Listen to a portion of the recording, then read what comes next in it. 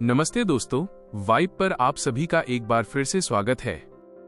क्या आप जानते हैं कि 1857 के उस महान स्वतंत्रता संग्राम में एक ऐसी महिला भी थी जिसने महलों के ऐशो आराम को छोड़कर जंगलों की धूल छानना बेहतर समझा, लेकिन अंग्रेजों के सामने कभी घुटने नहीं टेके। आज हम बात करेंगे अवध की उसी निडर बेगम हजरत महल की, जिनकी कहानी आज भी भारतीय इतिहास के पन्नों में सुनहरे अक्षरों में दर्ज है। बेगम हजरत महल का जन्म 1820 के आसपास उत्तर प्रदेश के फैजाबाद में हुआ था। उनके बचपन का नाम मोहम्मदी खानम था। उनका परिवार काफी साधारण था और उनकी शुरुआती जिंदगी गरीबी और संघर्षों के बीच बीती। उस समय की परिस्थितियों के कारण उन्हें एक नर्तकी के रूप में शाही हरम में लाया गया था, लेकिन उनकी बुद्धिमानी और उनके व्यक्तित्व ने सबको प्रभावित कर दिया। उनके भीतर सीखने की गजब की ललक थी, जिसके कारण उन्होंने अपनी शिक्षा और शिष्टाचार से जल्द ही अवध के नवाब वाजिद अली शाह का ध्यान अपनी ओर खींच लिया। नवाब ने उनकी प्रतिभा को देखते हुए उन्हें अपनी पत्नियों में शामिल किया और उन्हें इफ्तिखार उन निसा की उपाधि दी। बाद में जब उन्होंने बेटे बिरजिस कद्र को जन्म दिया, तब उन्हें बेगम हजरत महल के नाम से पुकारा जाने लगा।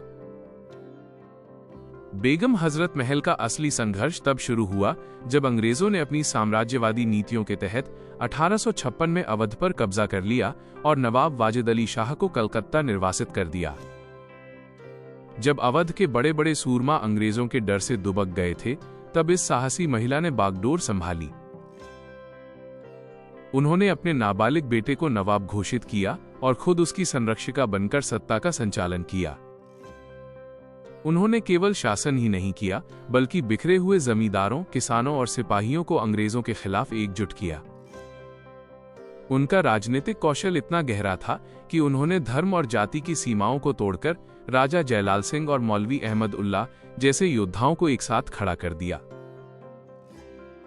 1857 के विद्रोह के दौरान बेगम ने लखनऊ की घेराबंदी का नेतृत्व किया और रेजिडेंसी पर कब्जा जमा लिया। उन्होंने युद्ध के मैदान में हाथियों पर सवार होकर अपनी सेना का हौसला बढ़ाया। अंग्रेज जनरल आउटराम और हैवलॉक उनकी रणनीतियों से हैरान थे। जब अंग्रेजों ने उन्हें समझौता करने के लिए पेंशन और सुख सुविधाओं का लालच दिया, तो उन्होंने उसे ठुकराते हुए स्पष्ट कह दिया कि उन्हें आजादी चाहिए, अंग्रेजों की खैरात नहीं। वे एक बेहतरीन रणनीतिकार थीं और उनका मानना था कि विदेशी हुकूमत भारत की संस्कृति और संसाधनों को नष्ट कर रही है। जब अंततः लखनऊ पर अंग्रेजों का फिर से अधिकार हो गया, तब भी बेगम ने हार नहीं मानी।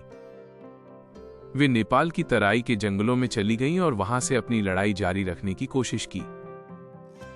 नेपाल के राणा जंग बहादुर ने शुरुआत में उन्हें शरण देने से मना किया था, लेकिन बेगम के दृढ़ निश्चय को देखकर उन्हें जगह देनी पड़ी। उन्होंने अपने जीवन के अंतिम दिन काठमांडू में बेहद सादगी और गुमनामी में बिताए। 7 अप्रैल 1879 को नेपाल में ही उनकी मृत्यु हो गई। उन्हें काठमांडू की जामा मस्जिद के मैदान में एक साधारण सी कब्र में दफनाया गया।